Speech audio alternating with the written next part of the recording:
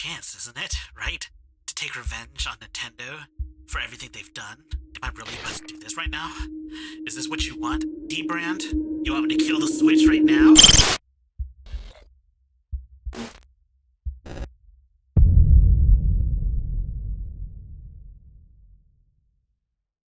This is Project Killswitch by dbrand. dbrand gave me a gracious opportunity to check out this product early, and honestly, I would have never expected to make it to this point right here in my life. And I appreciate everyone for helping me and getting me up to this point. My viewers, my subscribers, and everyone as part of my Discord community. Thank you very much. On top of giving me the Project Killswitch, dbrand saw it fit to give me 2 screen protector kits.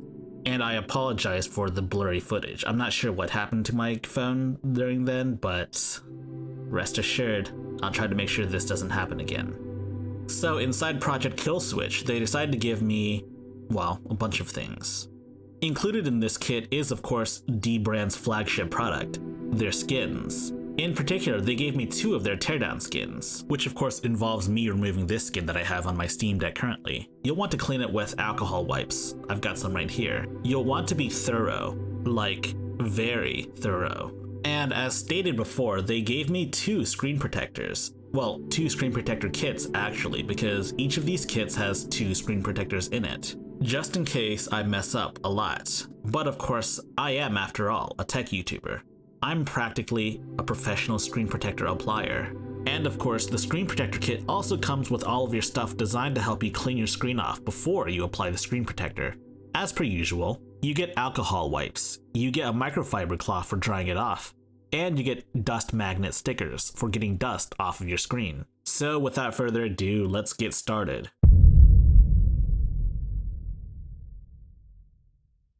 As you can see here, I totally off camera applied the screen protector as well as the skins, and it seems like I missed a spot in the center of the screen. Maybe I'll reapply it later. I'm gonna be honest, I didn't record myself putting the skin on because dbrand has a video on how to put this stuff in, so you should probably follow that instead. And here it is, Project Killswitch itself in the flesh. It's got a kickstand that comes off and it's magnetic. Magnets, how do they work?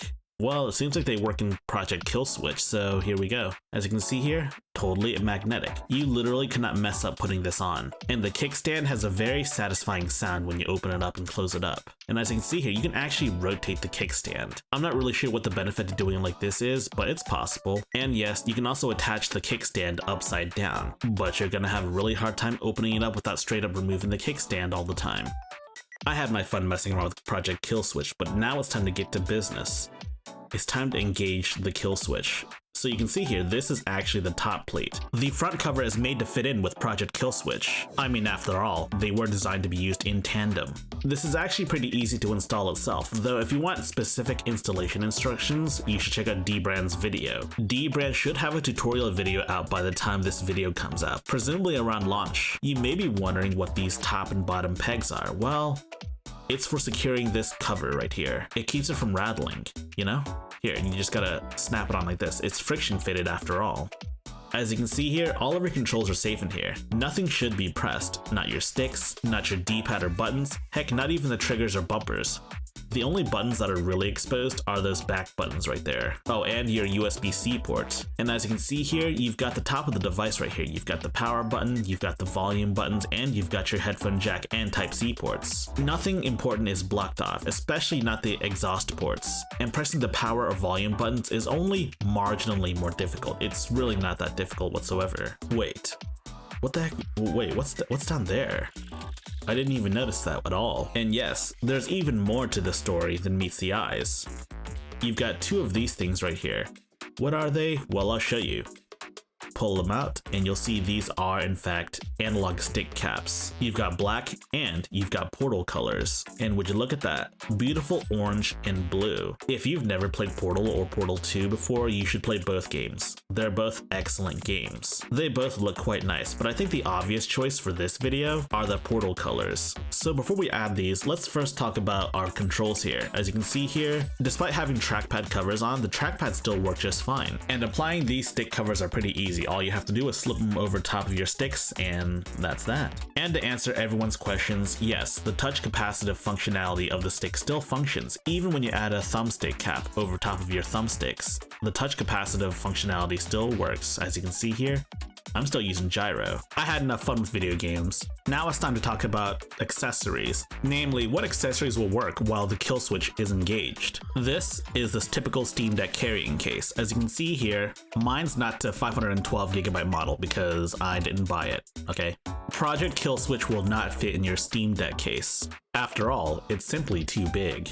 And that's by design. dbrand made this knowing that you would probably just throw your Steam Deck into a backpack like that. But here's a little life hack for y'all. If you remove the front cover and decide to not use it at all, you can actually stuff your $500 Vampire Survivors machine into this Steam Deck case, like so. Though in my opinion, this kind of defeats the purpose of Project Kill Switch.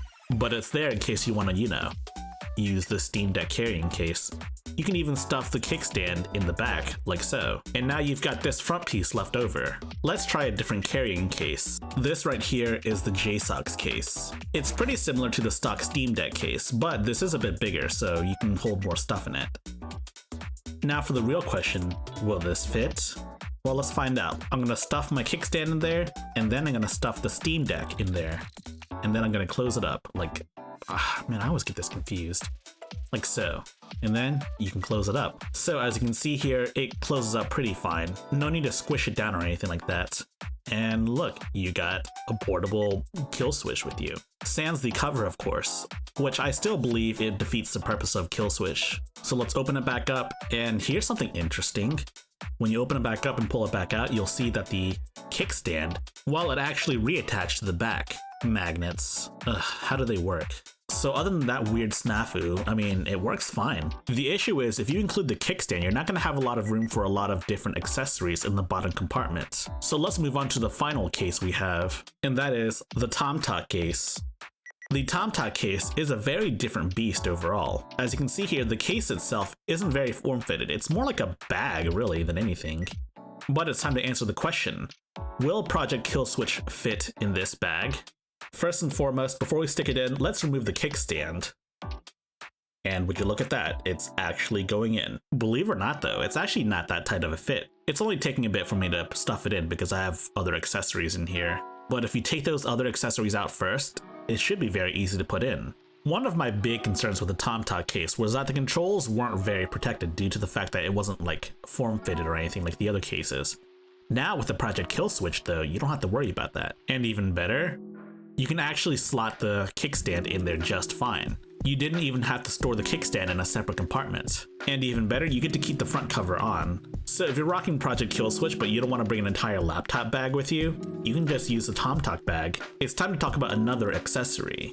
This right here is a Jsox Steam Deck dock. More specifically, this is the model with the M.2 Steam Deck dock. It seems like you can actually fit Steam Decks with external cases on here, such as Project Kill Switch. I've heard some concerns, especially with Project Kill Switch, in regards to docks. More specifically, these right-angle plugs that they employ.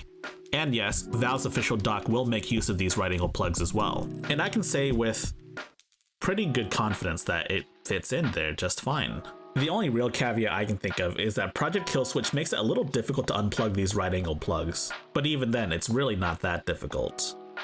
Of course, not everyone has one of these M.2 docks, so I'm taking a look at this other Jsox dock right here, the upgraded one I mean.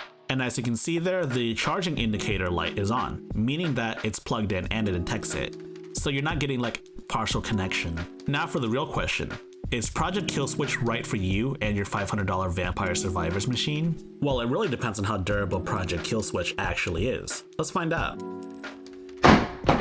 And yes, my personal Steam Deck was fine after that drop. It sounded like a pretty nasty drop too. I dropped it on the controls and everything. I think it's a good thing that Project Kill Switch did its one main job correctly. So Project Kill Switch, is it recommendable? I think it's pretty recommendable. The case doesn't interfere with controls at all. And as stated earlier, the thumbstick caps and trackpad skins don't interfere with controls. And while I only dropped my Steam Deck once, it was a pretty nasty drop. It would have probably messed up my Steam Deck had I not had the travel case on. So the device does its one job correctly. Now let's talk price. If you're gonna get Project Kill Switch, I wouldn't recommend getting just the Essential Kit. I would also recommend getting the Travel Kit as well. As a full cohesive package, there isn't really all that much that matches it. Sure, you can buy a separate case with a kickstand and buy a skin separately, but you've pretty much already matched the price of the Essentials kit. And currently there really isn't a decent equivalent for the travel cover, not for any existing cases on the market. All in all, it's not a bad value whatsoever. But I do think dbrand should add more customizability to their bundles. One such example would be being able to swap out the skin for a tempered glass screen protector, if so desired. I do like that dbrand designed their case to still allow for USB Type-C docks, especially the type with right angle plugs, like the Jsox docks. And given the fact that this case has magnets in the back, I think dbrand has the potential to make more accessories that attach to Killswitch itself. All in all, I do quite like the Killswitch. We finally relaunched our Patreon page, so be sure to check us out if you want to support us. Promise we'll start doing exclusive content soon. If you like high-tech lowlife, you should subscribe and check out my other videos. And for more high-tech lowlife updates, be sure to join our Discord server in the description below.